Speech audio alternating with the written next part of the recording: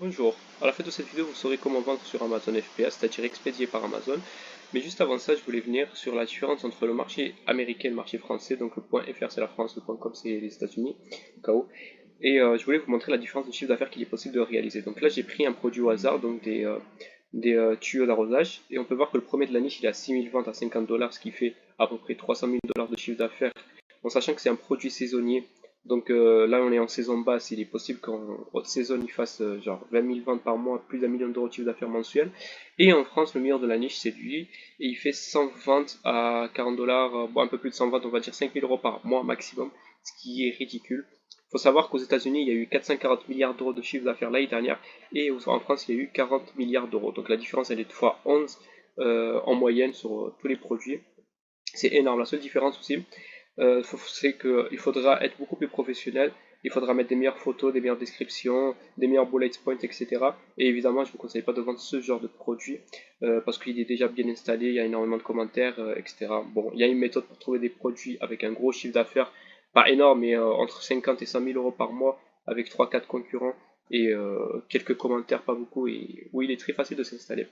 La marge pour ce produit, elle est aussi énorme. Il vend les produits à 50 dollars alors qu'il les achète en Chine chez un fournisseur fiable, on va dire à 6, 7, 8 dollars quoi, maximum. Donc la marge elle est très haute quoi, et pas très volumineux non plus. Donc je pense qu'il ne doit pas prendre énormément d'espace de stockage et de livraison, etc. Donc, donc après, il ne vous restera plus qu'à vous inscrire sur Amazon. Pour ça, vous allez taper Amazon Seller. Je vous mettrai le lien en description si vous ne le trouvez pas.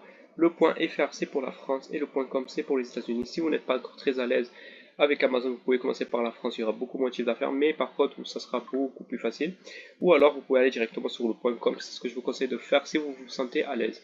Alors après, vous vous inscrivez, ça sera des données faciles, nom, prénom, adresse mail, etc. Et ils vont vous demander évidemment votre entreprise. Et pour ceux qui demandent, oui, vous pouvez vous inscrire avec une micro-entreprise française. Et en plus, il y a quelques avantages à ça. Si vous pouvez payer 50% d'URSSAF à mois avec Inet qui s'appelle LAC, il me semble, je vous mettrai en description. Et pour ceux qui créent des sociétés, il y a aussi des avantages juridiques pour payer, pour ne pas payer d'impôts pendant 5 ans avec des zones franches urbaines, etc., etc. Bon, sur ça, je suis assez calé pour le coup. Et après, ils vont vous demander un plan entre un plan professionnel et un plan particulier. La différence, c'est quoi? C'est que le plan particulier, ça va vous coûter 99 centimes par produit vendu. Donc à chaque fois que vous allez vendre un produit, vous devez donner à Amazon 1 euro. Et le plan professionnel, vous allez payer 40 dollars par mois à partir du moment où vous allez commencer à vendre et vous allez pouvoir vendre en illimité sans payer les 99 centimes à chaque fois. Donc c'est ce que je vous conseille, le plan professionnel. En plus, il y a plus d'avantages à ça. Mais à partir du moment où vous comptez vendre plus de 40 unités, je vous conseille de passer en plan professionnel. Après, il faudra aller dans menu, catalogue, ajouter un nouveau produit et vous devrez juste remplir le formulaire, titre du produit, les photos, etc. et tout. Je vous conseille très fortement de mettre toutes les photos pour apporter le plus de valeur à votre produit, de valeur perçue, de remplir bien les bullet points, donc les 5 bulles ici qu'on peut retrouver sur les produits pour être le plus performant possible et utiliser le plus de mots-clés possible pour apparaître dans le haut des recherches. Un titre optimisé, mais tout ça je vous l'apprends dans la formation et en coaching privé. Et ajouter une description avancée comme celle-ci et non pas une description par texte. Pour ça, il faut juste avoir une marque. Et après, l'idéal, ça serait d'avoir des commentaires pour avoir de la valeur perçue par le client. Pour ça, il y a une technique pour avoir des faux commentaires, enfin des vrais faux offerts par Amazon, entre guillemets. Et il y a plein de petites techniques pour apparaître dans les premiers. Étant donné que je viens de commencer les coachings, le prix de mes coachings sera inférieur à leur valeur réelle, tout simplement parce que j'ai besoin de preuves sociales.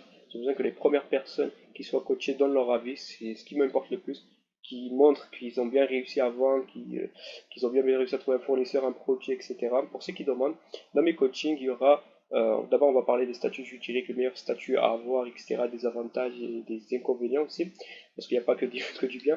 Comment trouver votre premier produit, comment savoir si c'est un produit gagnant, donc savoir s'il y a de la saisonnalité dans le produit, parce que des fois on s'y attend pas et on a des mauvaises surprises, savoir s'il y a des certifications à avoir, savoir si le produit est breveté, etc. Comment créer sa marque pour pas cher, parce que j'ai trouvé énormément de créateurs de marques plus ou moins chères, ça peut partir du simple ou double ou triple même. Comment trouver un bon fournisseur fiable, donc comment on sait si un fournisseur est fiable, comment savoir, comment faire le contrôle qualité pour les marchandise à envoyer à Amazon et demander au fournisseur de payer si la marchandise est de mauvaise qualité. Parce que dans tous les cas, les produits que vous allez vendre, il faut qu'ils soient de très bonne qualité pour être le plus pérenne possible, donc avoir le plus de commentaires de bonne qualité, etc. Et tout. Comment envoyer les marchandises Amazon, les faire rentrer, comment tout faire. Vous pourrez poser toutes les questions que vous souhaitez, je répondrai à tout. J'ai eu tous les problèmes possibles et imaginables, donc je suis assez calé sur le sujet. Merci et au revoir.